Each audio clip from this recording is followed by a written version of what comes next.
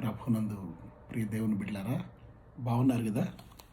So నేటి దినం దేవుడు మనతో మాట్లాడే ప్రత్యేకమైనటువంటి మాటలు మనం వినాలని ప్రభునామములో మనం చేస్తున్నాం. ఇర్మియా గ్రంథంలో నుంచి మనం కొన్ని మాటలు గమనిద్దాం. దేవుడు అద్భుతమైనటువంటి దేవుడు. ఆయన ఉద్దేశాలు మన పట్ల చాలా ఉన్నతమైనవి. ఆయన మనల్ని ఇష్టపడుతున్నాడు. మనకి ఆయన సమస్తాన్ని దాచి ఉంచాడు.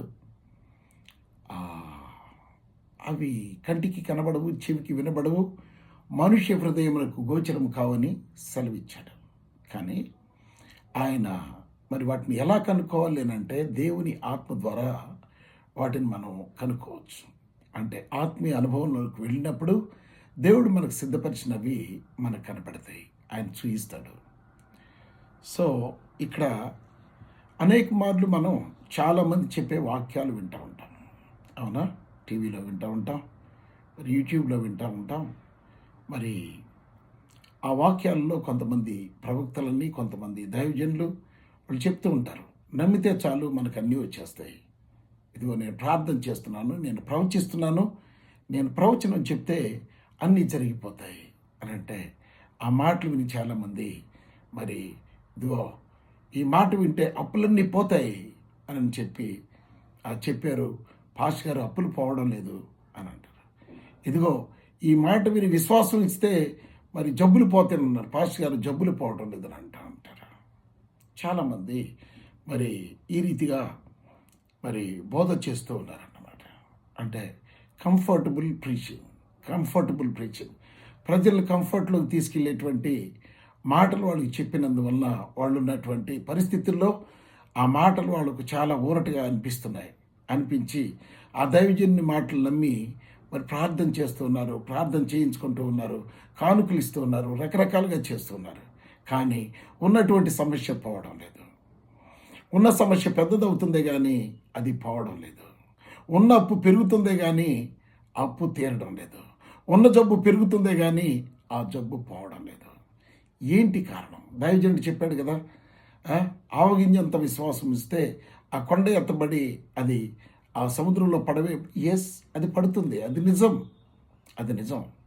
ఆ కొండ ఎత్తబడి అది సముద్రంలో పడవేయబడుతుంది. దానికి ఆవగింజంత విశ్వాసం చాలు. మరి చాలా గొప్ప విశ్వాసం దానికి అక్కర్లేదు, అవునా? అయితే ప్రియులారు గమనించండి, మరి ఈ ప్రవక్తల గురించి బైబిల్ చెప్తున్న మాటలు మనం జాగ్రత్తగా వినాలని ప్రభునామములో మీకు మనవి చేస్తున్నాను. ప్రవక్తలు గాలి మాటలు పలుకుదురనియు అని అన్నాడు. ఏ మాటలు మాట్లాడతారంట ప్రవక్తలు? అర్జించుకునేటువంటి ప్రవక్తలు, అవునా? అర్జన కోసం పాటుపడే దైవజనులు, అవునా? ధన సంపాదన కొరకు అలవాటు పడి లగ్జరీస్కి అలవాటు పడినటువంటి దైవ సేవకులు చాలా వరకు మరి ఉన్నారండి. నేటి దినాలలో వాళ్ళు చెప్తారు, అది జరుగుతుంది మీకు, ఇదిగో ప్రభునామములో ప్రవచిస్తున్నాను అండి, ఇది జరుగుతుంది, పెళ్ళవుతుంది, పిల్లలు పుడతారు, ఉద్యోగం వస్తుంది, నీకు బ్యాంక్ అకౌంట్లో డబ్బు పెరిగిపోతుంది, నీకు పలానా వెహికల్ వస్తుంది అని చెప్పి ఇట్లా చెప్తూ ఉంటారన్నమాట, అవునా? సో వాళ్ళకి కావాల్సింది ఏంటి? దైవజనుడిగా వాళ్ళకి కావాల్సింది ఏంటి చూడాలి. దైవజనుడిగా వాళ్ళకి కావాల్సింది ముందు వారిని ప్రభువులోనికి నడిపించటం, ముందు వారిని రక్షణలోకి నడిపించటం, వారికి హితవాక్యాన్ని చెప్పి, అంటే వారు ఉన్నటువంటి స్థితిలో నుంచి బయటికి వచ్చేటువంటి అమూల్యమైన పరిశుద్ధత, నీతిని గురించిన వర్తమానాన్ని చెప్పి వాళ్ళ బయటికి తీసుకొచ్చిన తర్వాత వాళ్ళు ఏ విధంగా మరి దేవుడు ఇచ్చేటువంటివి పొందుకోవాలో వాళ్ళకి తెలియపరచాలి. కానీ అలా కాకుండా చాలామంది దైవజనుడు ఇట్లా చెప్పాడు కాబట్టి నాకు అది జరుగుతుంది. ఎస్, జరుగుతుంది. కానీ వాక్యం ఏం చెప్తుంది? ప్రభువా అని నన్ను పిలిచి ప్రతివాడు పరలోక రాజ్యంలో ప్రవేశించడు, కానీ నా తండ్రి చిత్తానుసారంగా ఉన్నవారే, చిత్తాన్ని నెరవేర్చేవాడే పరలోక రాజ్యంలో చేస్తాడని చెప్పి తండ్రి చిత్తం నెరవేర్చాలి. సో ఏదో మాట నమ్మేసి ఆ దైవజనుడు చెప్పాడు కదా అని నమ్మి ఉండడం మంచిదే, కాదని అనడం లేదు. నువ్వు నమ్మాలి, you have to believe. The word of God, దేవుని వాక్యాన్ని నమ్మాలి. అయితే నమ్మిన వాక్యం నీలో నెరవేరడానికి ఏమి చేయాలో దేవుని చిత్తాన్ని తెలుసుకోవాలి. You should know the will of God and you have to do the will of God. Therefore the God will give all the things whatever you believe.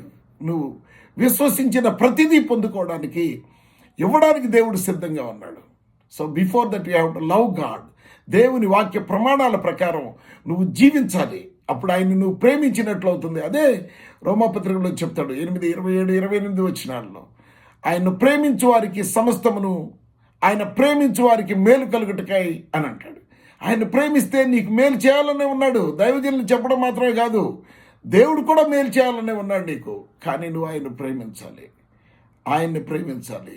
ఆయన హితవాక్యానికి లోబడాలి. ఆయన చెప్పి విడిచిపెట్టమన్న దాన్ని నువ్వు విడిచిపెట్టాలి. ఆయన చెప్పిన జీవితం నువ్వు జీవించాలి. నీకు విశ్వాసం ఉంది, నువ్వు పొందుకుంటావు, కరెక్టే. కానీ మరి విశ్వాసంతో పాటు నువ్వు చేయవలసిన పని ఏంటి అని అంటే, నువ్వు ప్రభువుకి లోబడి ఆయన చిత్తాన్ని నెరవేర్చి నువ్వు పొందుకోవాలి. సో చిత్తం నెరవేర్చకుండా నువ్వు గాలి తిరుగుతూ వ్యభిచారం చేస్తూ, దొంగతనం చేస్తూ, జోదవాడుతూ, ఆ పాస్టర్ గారు చెప్పారు నాకు లారీ వస్తుందని, బస్సు వస్తుందని, నాకు ఉద్యోగం వస్తుందని, ఈ మాటలన్నీ గాలి మాటలని అంటా ఉన్నాడు. ఈ మాటలు ఏంటి? గాలి మాటలు పలుకుదురు అని అంటా ఉన్నాడు. అదే కదా చెప్తున్నాడు. గాలి మాటలు పలుకుదురనియు ఆజ్ఞ ఇచ్చువాడు వారిలో లేడనియు. 13వ వచనం చదువుతున్నాను చూడండి. ఇర్మియా గ్రంథం 5వ అధ్యాయం 13వ వచనం. ప్రవక్తలు గాలి మాటలు పలుకుదురనియు ఆజ్ఞ ఇచ్చువాడు వారిలో లేడనియు తాము చెప్పినట్లు తమకు కలుగుననియు చెప్పెదరు. వాళ్ళు ఏం చెప్తారో అది మీకు జరుగుతుందని చెప్పేస్తా ఉన్నారు. ఇదిగో నీకు పెళ్ళి అవుతుందని చెప్తున్నారు, ఇది నీకు ఉద్యోగం వస్తుందని చెప్తున్నారు, ఇదిగో నీకు కారు వస్తుంది, ఇల్లు వస్తుందని చెప్తా ఉన్నారు. లగ్జరీస్ని గురించి వస్తాయని అంటా ఉన్నారు. కానీ ఈ లగ్జరీస్ అనుభవించడానికి ముందుగా ఆ వ్యక్తి దేవునికి లోబడి ఉండాలి అన్న విషయాన్ని చెప్పడం లేదు. They have to obey God word. దేవుని వాక్యానికి విధేయత చూపాలి.